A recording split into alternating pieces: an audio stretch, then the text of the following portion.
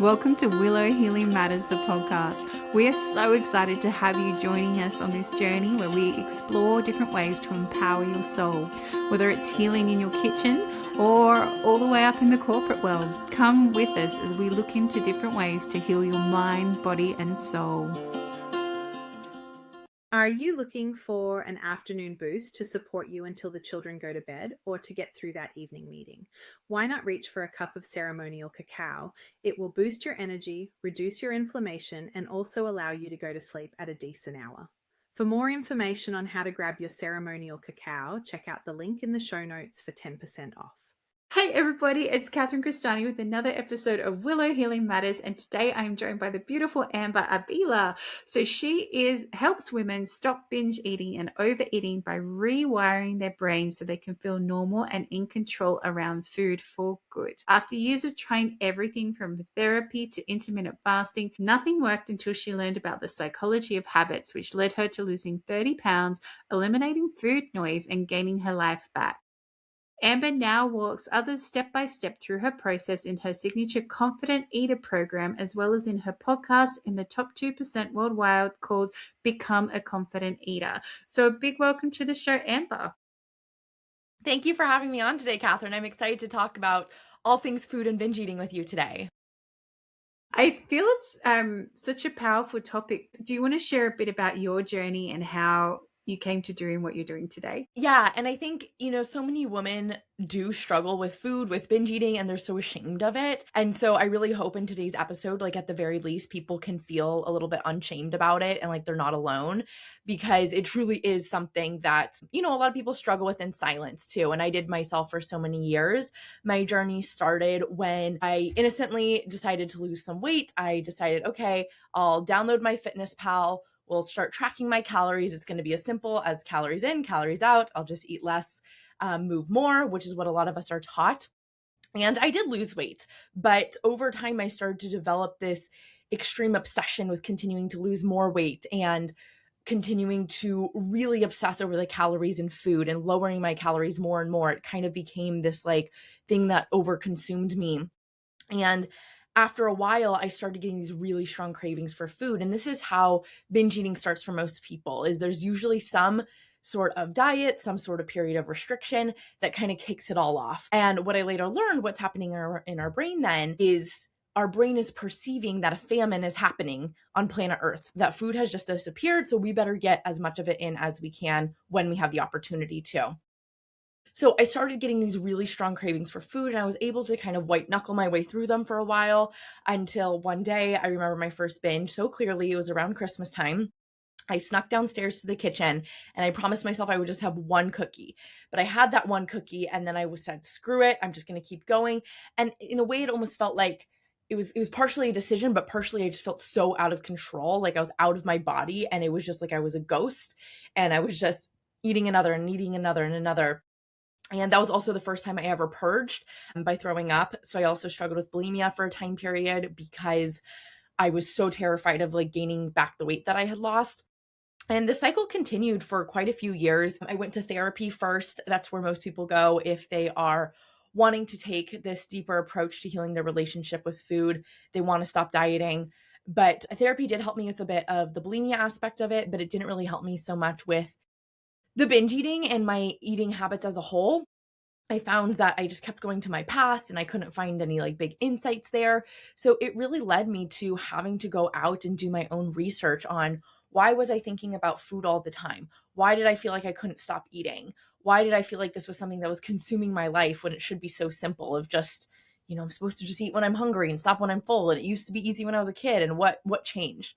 So after doing my own research on my own for quite a few years, I found this weight loss coach that I worked with, and then I later worked for. She mentored me and I helped other people with weight loss coaching through her initially before I started my own business, The Confident Eater. And through that experience, I started to learn about our thoughts, our feelings, how they're all related.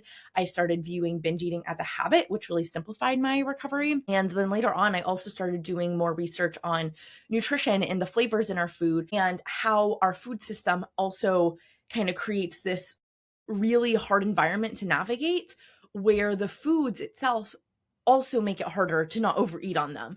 So it can be a big thing for most people when they're restricting that starts the binge eating, but then also when they binge on these foods that have a biological effect on us that make us crave more, we get into this habit cycle that can become really hard to stop if we don't understand what's going on. Yeah, and I love that you covered so many elements there, because there is more than just, why am I craving this food and why am I, and I know from my experience, I went through this period and I just wanted chocolate. And I was like, why do I want chocolate so badly? But it was actually, I didn't have enough magnesium in my system. And when I rebalanced the magnesium, the chocolate craving mostly went away. Occasionally it comes back when I have my periods and things like that. But it's also, like you said, understanding the habit and understanding, has it become now an addictive kind of habit, or is it your body's just calling you to do something, and having that contrast in there. And then you've got the emotional layer. I was talking to a guest, I don't even know how many episodes ago, but she was saying that often when she works with people and shifts guilt, like even the guilt around eating and having these issues, the weight can drop off too, because sometimes it's that subconscious programming that leads us to want to binge eat in the first place. Mm-hmm. Yeah. So I'll share a really interesting study. First about, I love that story that you shared with the magnesium and how our body learns to source nutrition. So most people, Americans, probably Australians in the modern world, are not getting their necessary vitamins and minerals that they need. I mean, you think about it, we need, thousands every single day, and we don't have to get them all in one day, but we have to get them in over a period of time. Otherwise we get a deficiency. And most of us are eating so low nutrient dense food that we're not getting the food that we need. And the most famous study around something that's called our nutritional wisdom, which is this idea that our bodies actually know what they need, was the Clara Davis study. It was done quite a while ago. And what she basically did is she took a whole bunch of toddlers in an orphanage, and they were newly weaned. So they were just starting to eat food for the first time. These are really young kids. They have no prior experience with dieting, of course, or, nutritional knowledge as we think about it. And what they did in this experiment was she instructed the nurses to give them a wide variety of, it was like 40 or 50 foods, something like that, every single day for each meal, and allowing the kids to self-select what they wanted with no guidance. No one said, oh, you should start with your broccoli, or you can't get the cake until you finish this. Now, these were all whole foods. I should make that distinction too. They were not serving them cake and ice cream and chips. They were serving them like real foods. And they had a weird, they had like brain and liver and, like weird things. And so the kids would eat like, orange juice and liver for lunch some days, like things we would think, wow, that's really odd, but that's just what they self-selected.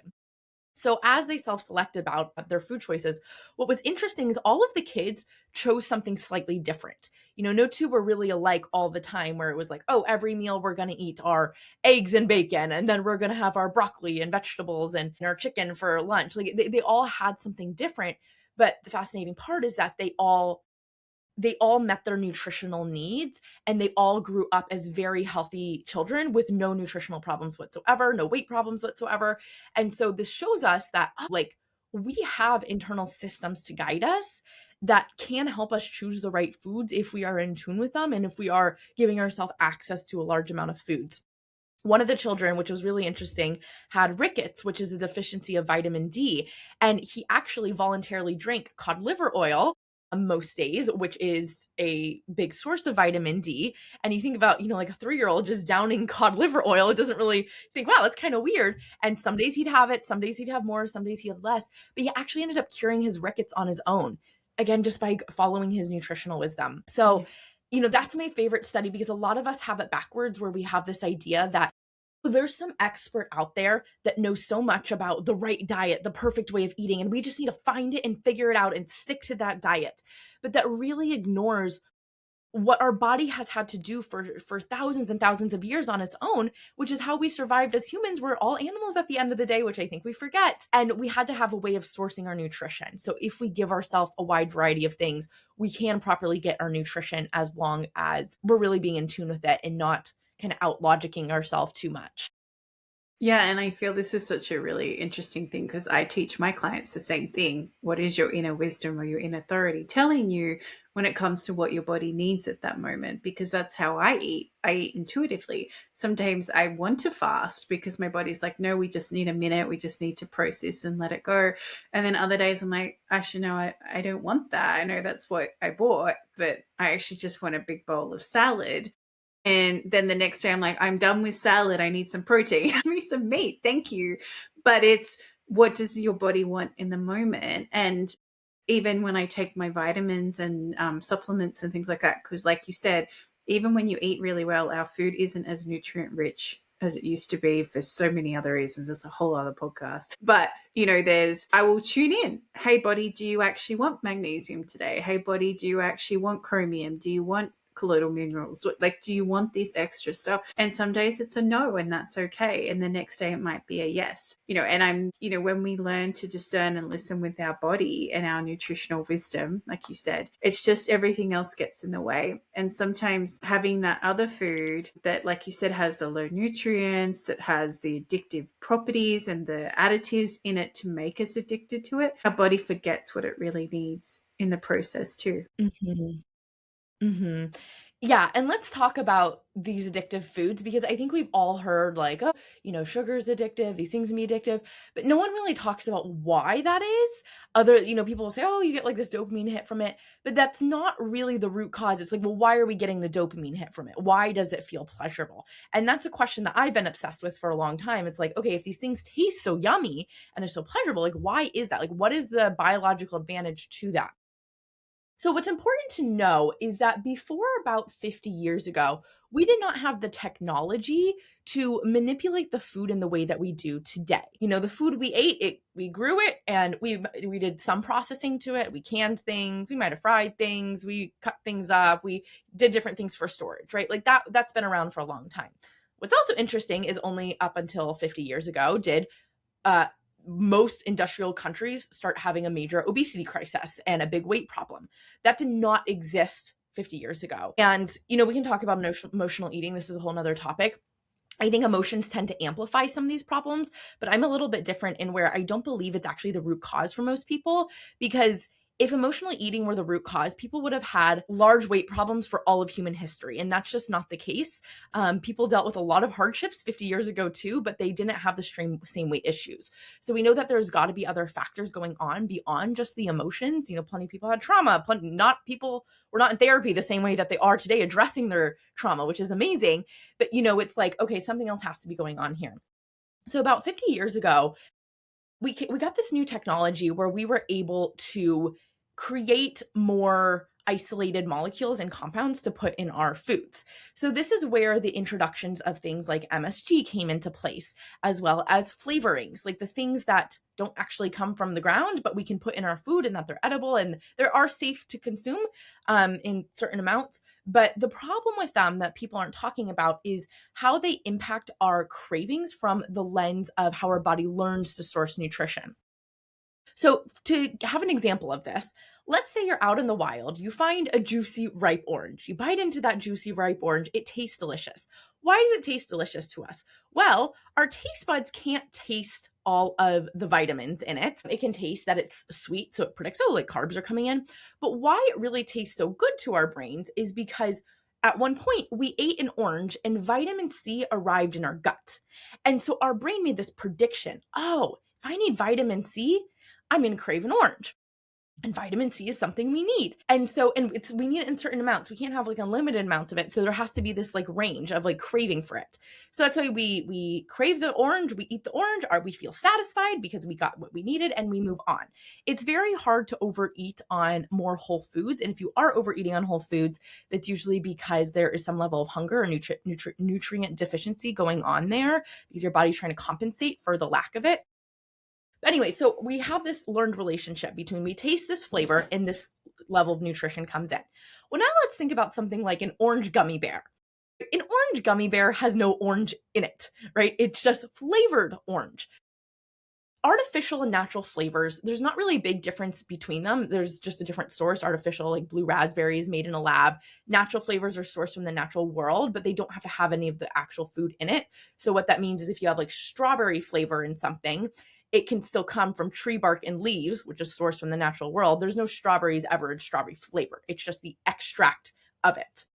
And so when our body tastes something like, oh, we're having an orange gummy bear right now, what our brain thinks is, wow, this must be the ripest orange on planet or earth. We have hit the jackpot, like score, go us. And so that's why we get that big dopamine hit from it, is because our brain thinks we're eating something highly nutritious.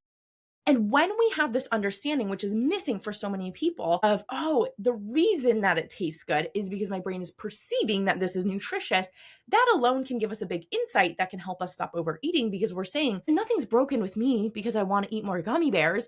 It's just my brain is getting really excited because this thing is high in nutrition when it's not. And when we can have that awareness, then we can start to normalize that desire of, okay, well, it makes sense that I'm feeling this desire, but it's kind of like this fake desire. Like the thoughts around this are not really true. It's really interesting too, because some of the chemical additives will mimic something very similar to it. Like if you look at a periodic table, there's like bromine and there's something else under. I can't think of what it is at the moment.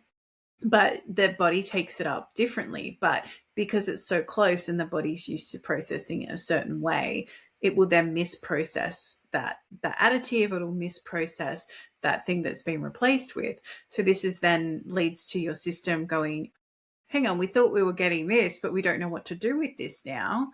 And then it can cause a whole other reaction that comes later down the track too. So, but I love your explanation of exactly, your brain thinks you're getting orange gummy bears. It's like, yeah, oranges is having an orange, and look how little it is. We don't even have to have much of it.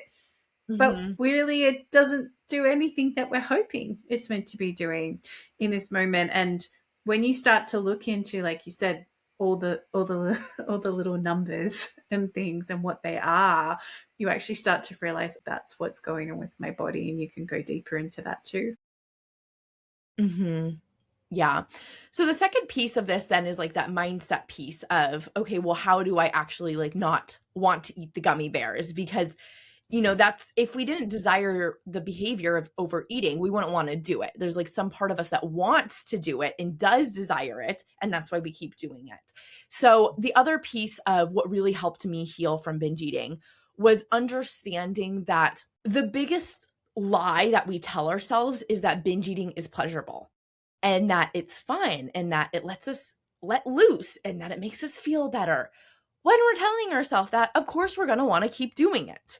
So we have to train our brain instead to see how the thoughts that tell us we want to binge aren't actually the truth, and that they're really like this lie that's been conditioned in our brain, both by society, both by food manufacturers, and just from our habit of doing it for long enough that our brain starts to perceive that behavior as safe. Whenever we do something for a long time and it does become our habit, our brain starts to think, oh, this must be something that is helping me in some way, because clearly we do it every week. We binge, every night. So this must be something that we want to keep doing, and it becomes ingrained in. So something that I do with my clients that really works for this, and I do this, I'll have in the show notes a guided audio. This is a guided audio to help you stop a binge in its tracks. So it's something you can listen to. It's something that like I so wish I had, and it helps walk you through reminding yourself all of these things around how it's not pleasurable and it's not something you actually want to do. But basically what I do in that audio, and something that you can just do even in this moment, is starting to think about telling yourself the whole story. So what most of us do is we tell ourselves chapter one. Chapter one, we eat the chocolate. It's so delicious, the end. But most of the time, that's not always how it ends. It's usually, oh, I start eating the chocolate and then I feel this overwhelming desire for more. And then I want to eat more and more and more and more of it. And then I have, 3 chocolate bars and I'm feeling so bloated and stuffed and guilty and it ruins my day. That's like the reality of what happens sometimes. And that's not to say it's going to happen all the time. Like it is totally possible to have a little bit and move on. But we want to tell ourselves the reality, especially when we're talking about binge eating here, which is like the large consumption of food. I almost always knew when I was going into a binge. It was not something that happened like accidentally. It was usually like, well, there was a moment where I'm like, you know what, I'm going to do it. Like it was a split second decision, but there was a decision there nonetheless. So we want to tell ourselves like the whole story of how it's actually feeling. And then we also want to tell ourselves the whole story of the other side, which is if we don't eat the chocolate, right? In our brain, we say, oh my gosh, that'd be such a miserable experience. It's going to ruin my day if I don't have chocolate. But we don't tell ourselves about the part that's going to feel good, where we feel lighter in our body and we feel more energized and we feel proud of ourselves for breaking that habit. Those are the parts of that story that we want to tell ourselves about, and really giving your brain a clear picture on it. So I use visualization a lot with my clients, which is just this act of clearly painting a picture in your head. Research has shown that almost all the time, our brain cannot tell the difference between something we imagine in depth and reality. So they've done studies where people have imagined playing piano for a month, and then they've had people who have actually played piano for a month, and they show the exact same skill level improvements or comparable in their piano playing skills. So that shows us it's like, oh, our brain is so much more powerful than we can imagine, and is really important of what we're telling ourselves, what we're picturing ourselves. And so we need to start telling ourselves a new story around food and binge eating, around that it's not this fun, amazing thing, and that it's actually causing us a lot of harm and a lot of pain. It's ruining our life. And it sounds dramatic sometimes, but like that is the truth of what binge eating is doing and all the stress it causes in our body. And when we tell ourselves that truth, it becomes easier to stop the habit. Yeah, it's like switching the perception, right? So like changing how you perceive the act and actually helping your brain create those new network pathways so it can step out of that habit rather than get stuck in it. Mm-hmm. Yeah. And for those who are listening and they're like, how do I know I have a binge eating issue? Because sometimes we tell the little lies to ourselves. What are some signs that people can look out for that might be, little red flags happening in our lives? Excellent question, Catherine. And this is one that people always wonder. And I honestly went back and forth for a long time on, should I call myself a binge eating coach or an overeating coach? Because it kind of all is in the same category to me. True binge eating is eating a larger amount of food than most people would consider normal, which in and of itself is like pretty vague, but eating a larger amount of food than most people would consider as normal within a 2-hour time span in a way that is accompanied with a feeling of loss of control. So those are some things that you can look out for. Really, is if you feel like you are ending your day guilty, you feel overly full many times throughout the week, you feel like you're thinking about food all the time. There's this new word of like food noise that's come about the last couple of years. I think describes it so well, of like, I have all of this food noise that I'm thinking about, and I just want to stop thinking about food all day long. Any of those signs are a good place to start to look for. But what I tell people is, if you can imagine that there might be a reality where you have a better relationship with food, that reality exists. It's kind of like when people are in a marriage or in a relationship and they're like, I don't know, is this as good as it gets? Like, it's not how I really want it to be. Usually there is a reality where there's something bigger and better out there for you. And it might take some work to get to. You might need to do some work yourself, but like, I always believe that if you can imagine the possibility of something for your life, you can have it, even no matter how crazy it sounds, even if you've been someone who's been dieting your whole life, who's been struggling with food your whole life. I think a lot of people tend to write it off too as like, oh, it's not that big of a deal. Like, it just happens every now and again. But we have to eat every single day, multiple times a day for the rest of our life. And if that area isn't going well, it becomes so much harder to do the things like build the relationships we want and have the career that we want and have the finances that we want, accomplish all of the big dreams of travel and all these other fun things that we want to do for our life.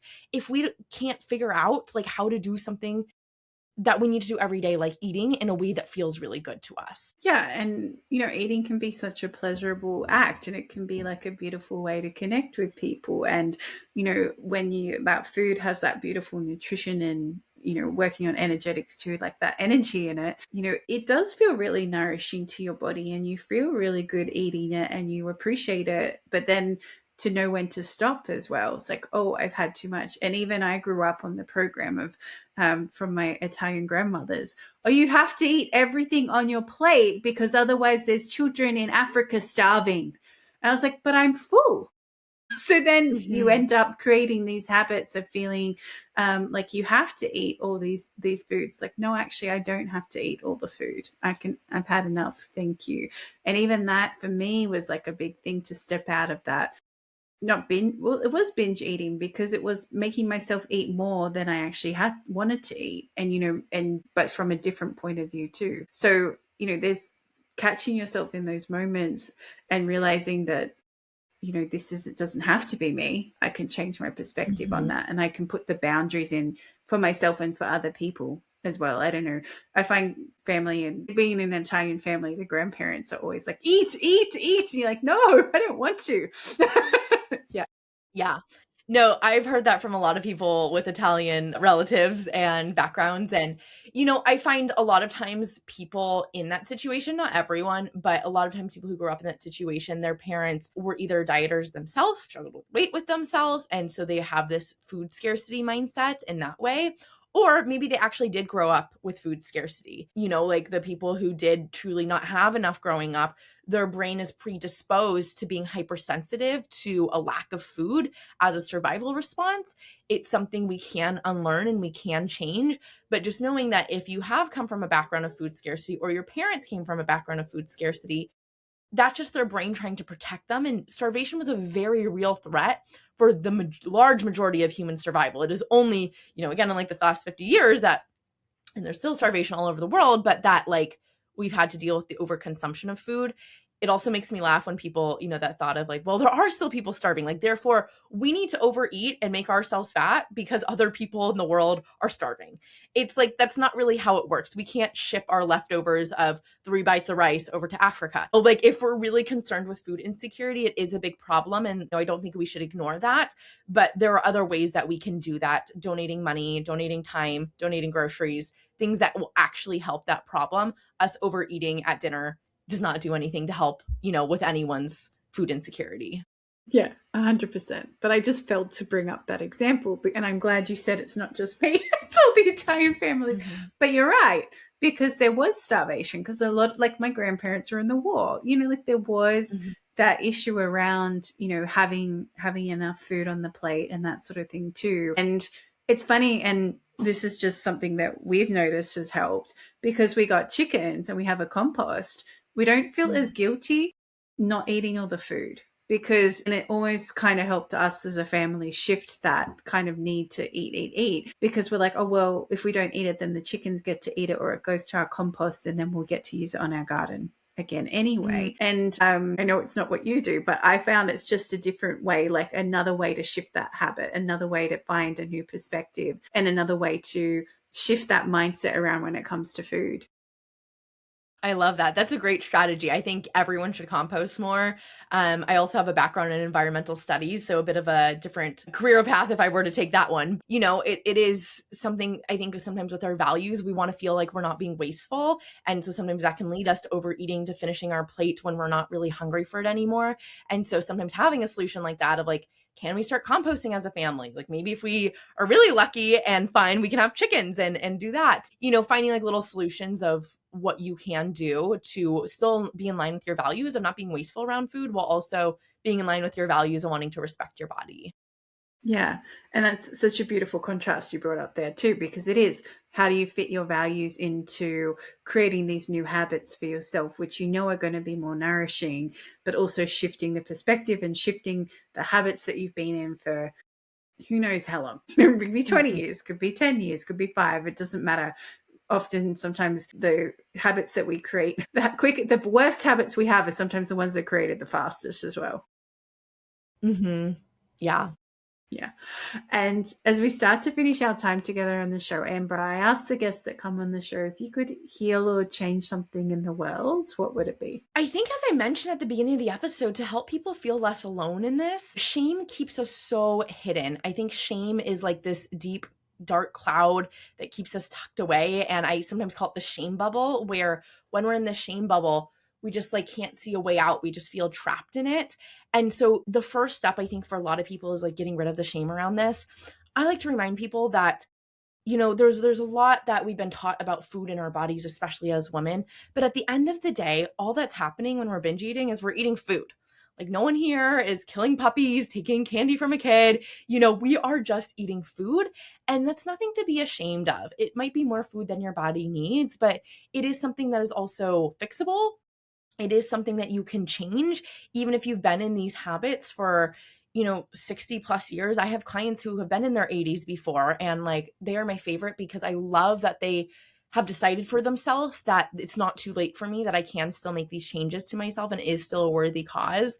So it's not too late. Science has shown that our brains can change at any age. Now, the earlier that you address it, sure, might be a little bit easier to do it, which is also why I recommend people get help as soon as they recognize that this is something that they want to change. But you can change at any point in time. And the first step is like really acknowledging that for yourself, taking away the shame and starting to bring in some compassion for what you've gone through and what you are going through, and allowing yourself to get support through that. Beautifully said. Beautifully said. And also, it's never too late to change. You can change like right now listening to this and go, oh no, I want to get support. And that's the whole point. That's why people like Amber exist in this world, and they can support you through whatever it is that you're feeling really stuck with. And if people do want to come find you, Amber, where is the best place to come and check you out or connect with you? Yeah.